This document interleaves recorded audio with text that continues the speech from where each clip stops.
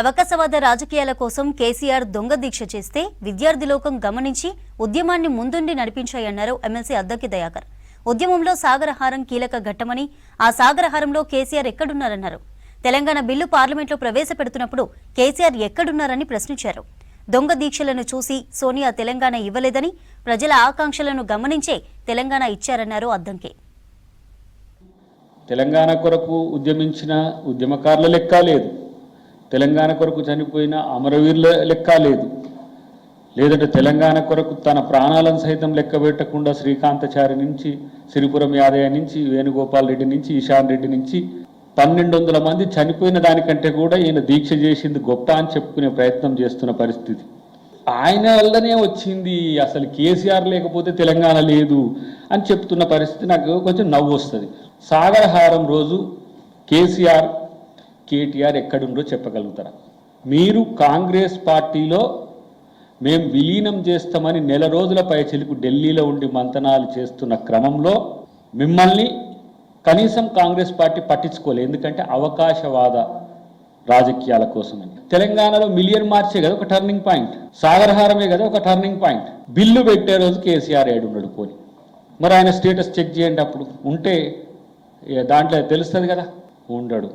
కానీ తెలంగాణ కేసీఆర్ దీక్ష వల్లనే వచ్చిందంట. ఇలా కోదండరామ్ నీకు ఎందుకు నచ్చడు, అద్దంకి దయాకర్ ఎందుకు నచ్చడు, గద్దర్ ఎందుకు నచ్చడు, అందశ్రీ ఎందుకు నచ్చడు, గూడంజే ఎందుకు నచ్చడు అంటే తెలంగాణ కోసం మరొక్కసారి అవకాశవాదం కొరకు కేసీఆర్ ప్రయత్నాన్ని చేసిండు కాబట్టే తెలంగాణ సమాజం మరింత చైతన్యవంతమై విద్యార్థుల ఉద్యమంతో సహా ఇవాళ ప్రజా సంఘాలు అన్నీ కలిసి రివోల్ట్ అయినదే సాగరహారం. కలిసినప్పుడు సోనియా గాంధీ గారిని నేను ఒకసారి పర్సనల్ కలిసినప్పుడు ఇట్లా అయిందమ్మా, మేము తెలంగాణలో కాంగ్రెస్ పార్టీని అధికారంలోకి తేలేకపోయినాం, ఆయన ఇట్లా మోసం చేసిండంటే తెలంగాణను తెలంగాణ ప్రజల కోసం ఇచ్చినాం, కేసీఆర్ కొరకు ఇవ్వలే, కేసీఆర్ పార్టీ కూడా మనకు అక్కర్లేదని చెప్పిన చరిత్ర సోనియా గాంధీ. వాళ్ళ త్యాగాల కుటుంబం, వాళ్ళ కుటుంబంతో మీరు ఓర్చుకుంటారు. ఒక్కొక్కరు వాళ్ళ కుటుంబంలో దేశం కొరకు ఏ విధంగా త్యాగాలను చేసిండ్రో ఒకసారి గుర్తు తెచ్చుకోరు. మీరు ఇంత పెద్ద మాటలు మాట్లాడతారు కదా, తెలంగాణలో మేము ఇట్లా చేసినాం, మేము తెలంగాణ కొరకు అట్లా చేసినాం. కానీ తెలంగాణను దోచుకున్నది ఎవరు? 8 లక్షల కోట్ల అప్పులు చేసి, నాకైతే నేను అందుకనే గతంలో మీతో అంటుంటేది, బీఆర్ఎస్ అంటే వాళ్ళు కరెక్ట్గానే పెట్టుకున్నారు, బందిపోట్ల రాష్ట్ర సమితి అని. ఇట్లా ఎవడు కూడా దోచుకోలే.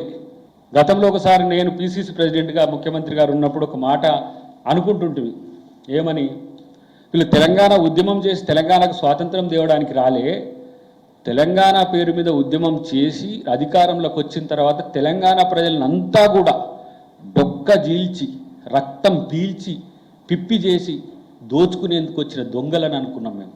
అదే నిజమైంది కదా. ఇయ్యాలేదో మాటలు మాట్లాడతారేమ్రా బాబు మీరు.